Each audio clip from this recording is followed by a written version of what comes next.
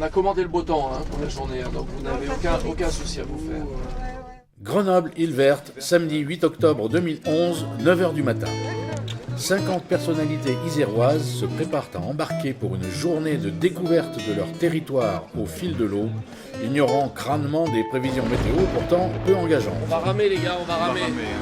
On va resserrer les liens là. Première étape, la maison Bergès à Lancey. Le parcours d'Aristide Bergès à Minatec nous a semblé être une évidence pour redécouvrir, nous replonger un petit peu dans l'histoire de ce qui a fondé la culture de l'innovation en Isère, pour mieux poser la question du devenir de notre territoire et des innovations qu'il nous faudra envisager au XXIe siècle. Donc on est à une époque un petit peu charnière, comme on va voir, où les innovations pullulent à cette époque-là.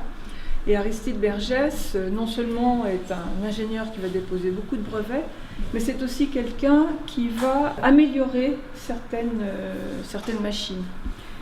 Et donc on va passer de la roue en bois qui faisait tourner les moulins à la turbine qui va faire tourner les usines.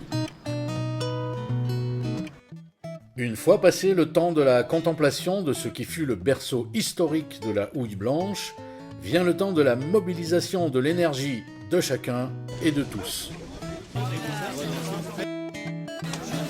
Le but du jeu, de la manœuvre de ce bateau-là, ces embarcations, c'est que vous êtes plus un, vous êtes 10. Collectif.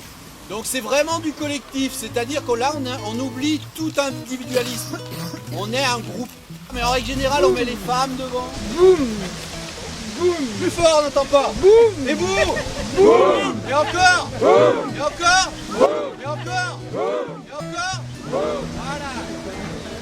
L'Isère a été une rivière qui a, pendant des générations, traumatisé les habitants, les paysans, par ses divagations et qui, depuis un siècle et demi, s'est vue progressivement et méthodiquement endiguée, au point qu'aujourd'hui, la végétation aidant, elle est totalement coupée du reste de son territoire.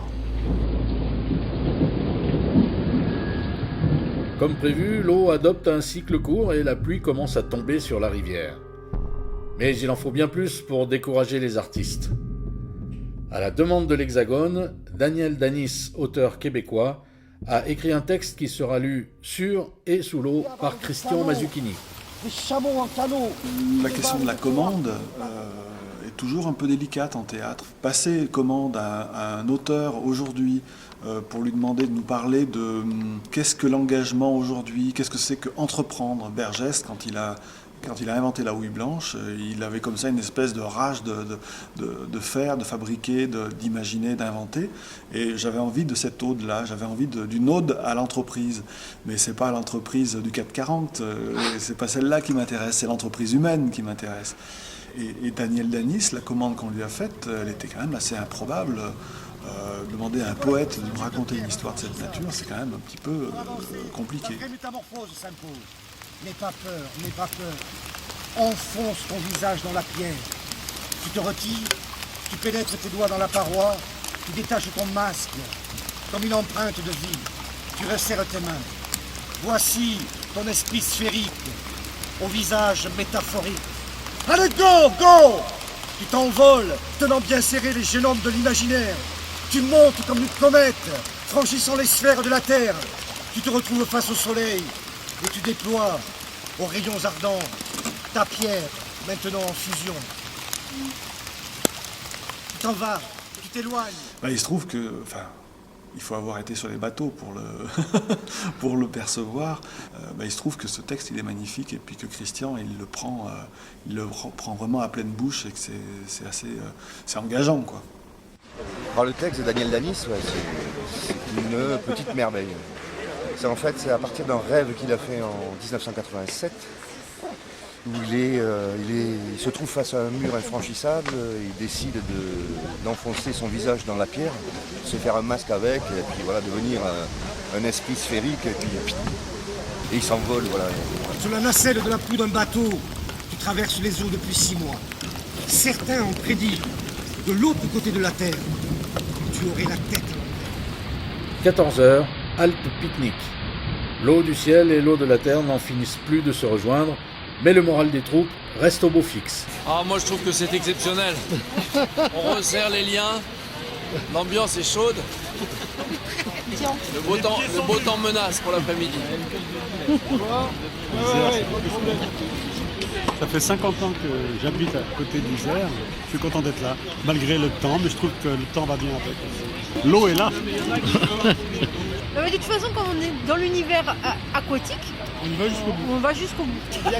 Ça va annoncer l'été. On souffre pour la poésie. Depuis qu'on a réalisé cette descente, il n'y a pas un jour où on n'a pas des témoignages tout à fait émus.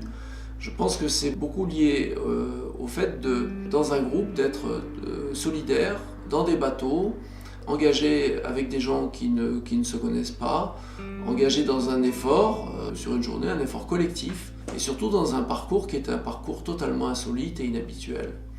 Et cette expérience, l'expérience du terrain, est une expérience absolument irremplaçable. Nous, on considère toujours que la visite du terrain, c'est le premier acte qui permet de fonder un projet. La rencontre entre des artistes, des scientifiques, des industriels, des universitaires, elle n'est pas naturelle. Il faut des endroits, il faut des lieux, il faut des situations pour la créer. Quand on fabrique les rencontres, ce que nous cherchons, c'est à construire des situations où la poésie va à la rencontre du monde. C'est bien parce qu'on va décaler notre point de vue, décaler le regard, qu'on va s'ouvrir de nouveaux espaces d'imaginaire et de nouveaux espaces d'imagination.